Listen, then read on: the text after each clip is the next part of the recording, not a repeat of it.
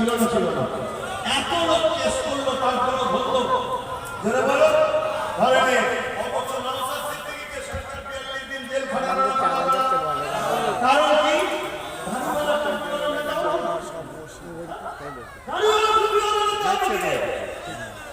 যেমন আপনার সরকার বলেছে ভুক্তি বিক্রি করে খাও, এটা এমনি বলে অ্যাকচুয়ালি বুঝাতে চেয়েছে অন্য জিনিস।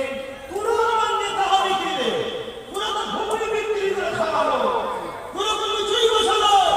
তাদের ঘরে ছেলে একটা বড় হচ্ছে, নেতা হতে যাচ্ছে, সমাজকে চালাবে বলছে, দেশকে চালাবে বলছে, রাজ্যকে চালাবে বলছে, তাকে ধরে 42 দিন ধরে রাখতে পারলো, তার কিছুই দোষ নেই, কোনো প্রমাণই হলো না দোষ। কোর্ট থেকে তাকে জামিন করে দিয়ে খালাস করে দেওয়া হলো।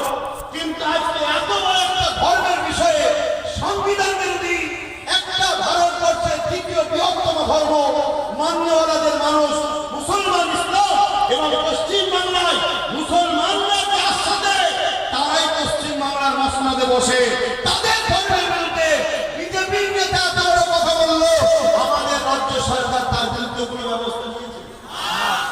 আর অথচ ওয়াকফ নিয়ে যাওয়ার আন্দোলন করতে যেমন মসজিদ বানতে দিচ্ছি না, দেবো না, কেন্দ্রের কারা সরকার মানছি না, মানবো না, মুদি হাটাও, দেশ বাঁচাও, অমনি দেখবেন মমতার পরিস্থিতি। আরে আমি মোদি বিরুদ্ধে বলছি, তুই নিয়েছিস কেন? দাদা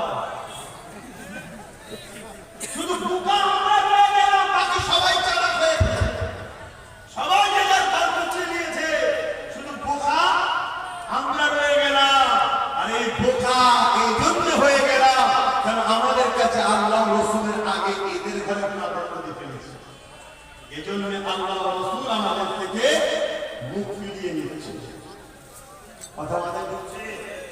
এই জন্য বুঝুন এখনো সময় আছে।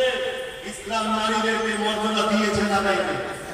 আমি তো চ্যালেঞ্জের সাথে বলছি, ইসলাম নারীদেরকে এত মর্যাদা দিয়েছে, ইসলামের মোকাবেলা যদি কেউ করতে চাও, একজন কেউ আসো, এসে বলো ইসলামের থেকে বেশি নারীদের মর্যাদা আমি দিয়েছি, আমরা দিয়েছি। দেখো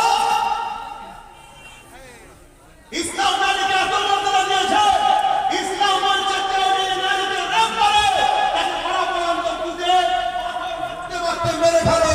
কেন? নারী হলো মায়ের জাত, যে পুরুষ মায়ের জাতকে সম্মান করতে জানে না ও মানব রূপী পশু।